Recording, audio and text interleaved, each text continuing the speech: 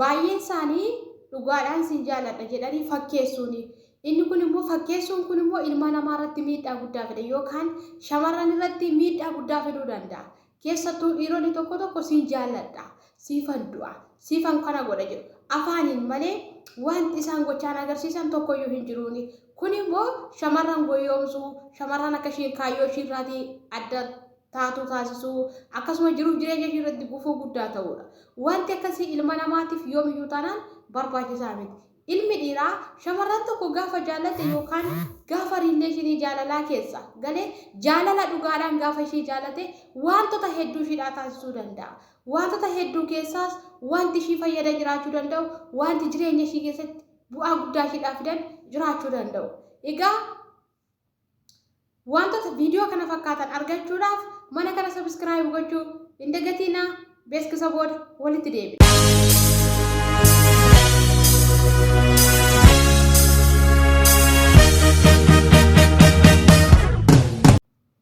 Hawwii keessa siif guutuuf adeema. Fedhii dhuunfaa keessa siif guutuuf yaala.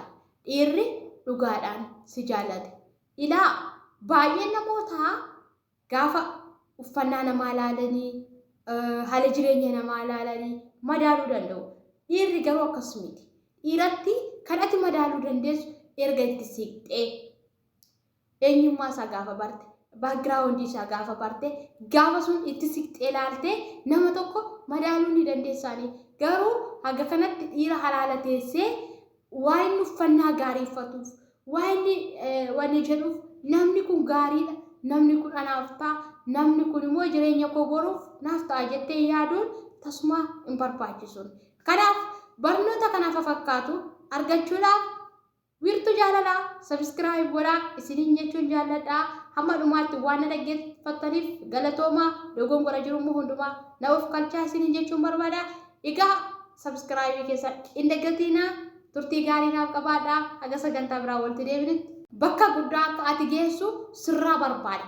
Sababni isaayyuu yoo ati kuftee kufaatii isaati, yoo ati baddes badii isaati, yoo ati cabdes cabuusa isaati. Sababii kanaatiif namni dhugaadhaan si jaallatu yaada kee irratti si deeggara, si jajjabeessa, jabaadhu, si bukkee jira siin jedha. Inni sadaffaa waadaa siif seeni si kabaja. Namni akkamii?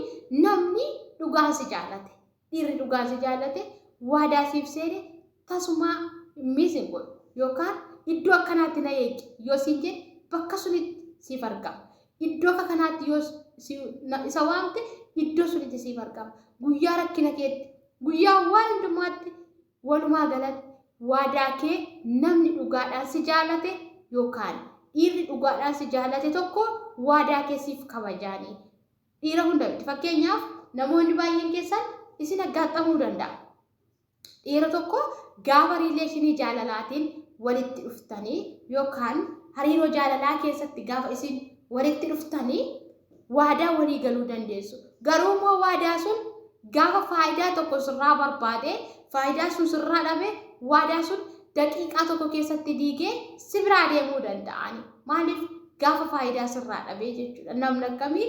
Namni dhugaa si jaallanne. Namni dhugaa si jaallate garuu waadaa kee si eega, dhaba keettis, argachuu keettis, everything yeroo hundumayyuu si wajjin jira. Inni arfaffaa walii galuu dhabuu keessatti illee gaarummaadhaan si dhaggeeffata. Namni akkamii? Dhiirri dhugaan si jaallate. Dhiirri dhugaan si jaallate walii galuu dhabuu keessatti illee si dhaggeeffataani. Sababa maaliif? Sababa si jaallatuuf. Sababa boruu keenyaaf jedhee yaaduuf. Fakkeenyaaf namoonni tokko tokko hariiroo jaalalaa keessa gaafa galan rakkoon tokko gidduu isaaniitti yoo uumame yoo dhuguma faayidaadhaaf sitti siqeera ta'e beenu si jedha. Kunooti karaani si jedha. Hin si gaggeessaan. Haasaan si faana haasa'u haasaa dhaabbataa miti. Isinii galee haasaan si faana haasa'u haasaa dhaabbataa miti. Rakkoo xiqqoo uumamte maal godha? Babal'isee akka isin gargar baatan taasisaani. Inni kun akka amala akkamiiti? Warra dhiira dhugaadhaan si jaallanne isa faayidaadhaaf sitti suqu, isa advaanteejii irra dhaabbate sitti suquudhaa jechuudha. Inni kun immoo faayidaa inni qabu baay'ee dhiphaadha. Nama miidhuuf malee nama fayyaduuf tasuma gara namaa hin dhufu. Kanaaf dhiirri dhugaadhaan si jaallatu dhiirri boru abbaa manaa gaarii siif ta'uu barbaadu yeroo kamiyyuu taanaan waadaa kee si eega si kabaja eenyumaan olitti si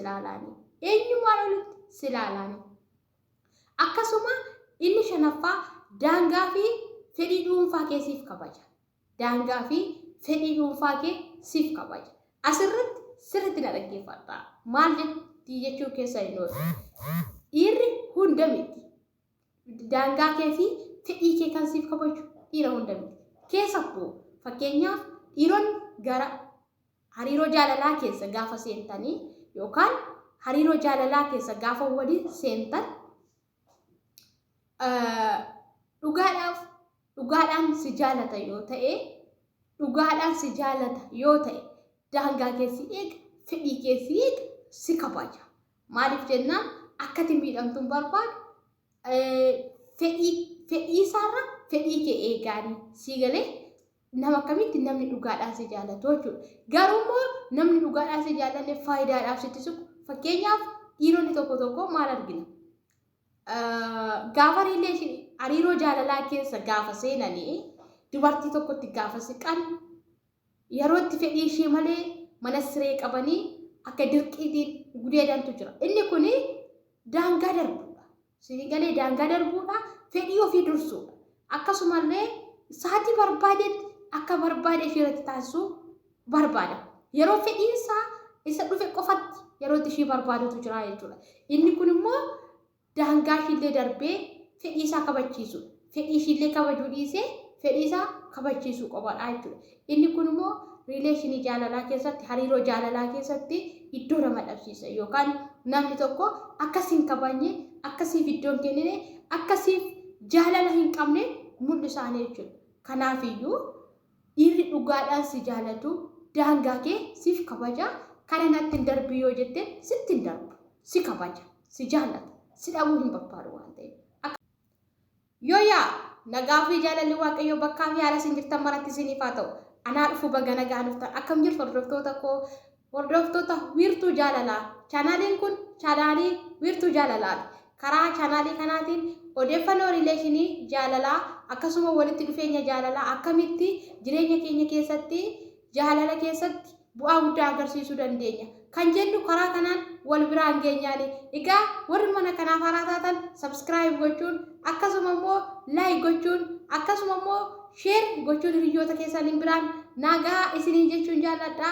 yaadaa fi keeka qabdan immoo comment jala naaf kahaa like gochuu qofa isinirraa barbaachisa subscribe illee godhaa isiniin jechuun barbaada egaa kun wiirtuu chaanaalii wiirtuu jaalalaati chaanaaliin koo kun chaanaalii lammaffaadha kanaafiyyuu subscribe godhaa na jajjabeessaa isiniin jechuun barbaada mee har'a mata duree tokko fudhannee akkuma chaanaalii koo isa duraa irratti dubbachaa ture asiinis immoo dhufee kanan jira kanaafiyyuu hamma dhuma sagantaa kootti na waliin turaa isiniin jechuun barbaada egaa barnoota saayikooloojii ilma namaatiif barbaachisan waa'ee jaalalaa riileeshinii jaalalaa keessatti walitti dhufeenya jaalalaa keessatti akkamitti yoo maal goone nama tokko walitti dhufne carraa jireenya gaarii waliin jiraachuu dandeenya akkamitti milkaa'uu dandeenya kan jedhu karaa kana barnoota gaggaarii ta'e waliif dhiyeessina egaa har'a mata dureen ani qabadhee dhufee jiru dhiirri tokko dubartii jaallatteef maalidha kan inni taasisu wantoota shan isiniif qabadhee dhufee jira hamma dhumaatti na wajjin tura egaa inni tokkoffaa dhiirri tokko dubartii tokko gaafa jaallatee xiyyeeffannoo fi fedhiidhaan ishii dhaggeeffataani xiyyeeffannoo fi fedhiidhaan ishii dhaggeeffataani fakkeenyaaf dhiironni hundi namoonni baay'een gaafa gara riileeshinii jaalalaa yookaan gara jaalalaatti gaafa sitti siqaniini waan namaa sitti siqu inni tokkoffaa fedhiidhaaf inni lammaffaa immoo jaalala dhugaadhaaf kana keessatti inni fedhiidhaan sitti dhufu sun yookaan fedhii isaatiif si miidhuudhaan yookaan faayidaa sirraa barbaadaaf sitti dhufu sun guyyaa tokko yoo ati irratti of gattee si miidhee deema inni kun fedhii isaa bahannaan wanta sirraa barbaadu argannaan si dhiisee deemuu ni danda'a garuu immoo namni jaalala dhugaadhaan sitti dhufe namni boru bultii gaarii si waliin horachuu barbaadu akkasuma namni boru abbaa manaa gaarii siif ta'uu barbaadu abbaa ijoollee gaarii siif ta'uu barbaadu yeroo kamiyyuu taanaan xiyyeeffannoo fi fedhiidhaan si dhaggeeffata jireenya isaa keessatti wanta ati gootuu fi wanta ati kaayyessite karoora kee irratti xiyyeeffannoodhaan si ilaalaani. Wanta ati gootu hundum haala deemsa kee, haala hojii kee, haala haasaa kee, haala dhaabbii kee, jiruuf jireenya kee, oolmaa kee, ba'umsa galuu kee, kaayyoof karoora kee hunduma xiyyeeffannoodhaan si ilaala. Sababa maaliif? Sababa si barbaaduuf. Si faana rileeshinii jaalalaa keessa galuu waan barbaaduuf. Boruu abbaa manaa gaarii sii ta'ee argamuu waan barbaaduuf. Akkasuma wanta ati haasoftu irratti wanta kana godha. Sanaan immoo sana godha jettee ati haasoftu irratti illee xiyyeeffannoodhaan si dhaggeeffata.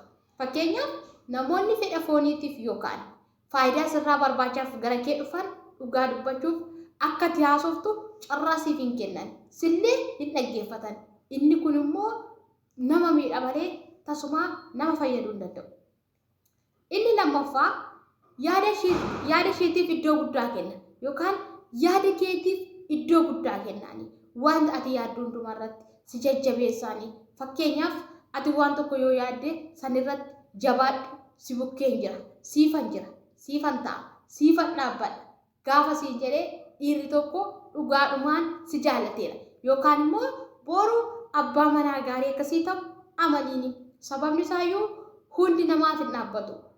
Namni hundi waan gaaffii jaalalaa siif dhiyeesseef waan nan si fuudha jedheef si fuudha miti. Waan gaaffii jaalalaa siif dhiyeesseef guyyaa rakkina keetti, guyyaa dadhabbii keetti, guyyaa gammachuu keetti si bukkeetti argama miti.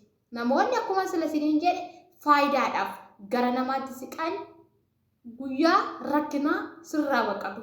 Yeroo gammachuu qofa isaan gara keetti kan dhufan jechuudha. Inni kun immoo dhugaadhumaan namni kun boru nafaana jireenya gaarii jiraataa, boru nafaan abbaa daa'ima gaarii naaf ta'a jettee yaaduudhaaf baay'ee si mammiibsiisaanii yookaan shakkii keessa si gashaan jechuudha.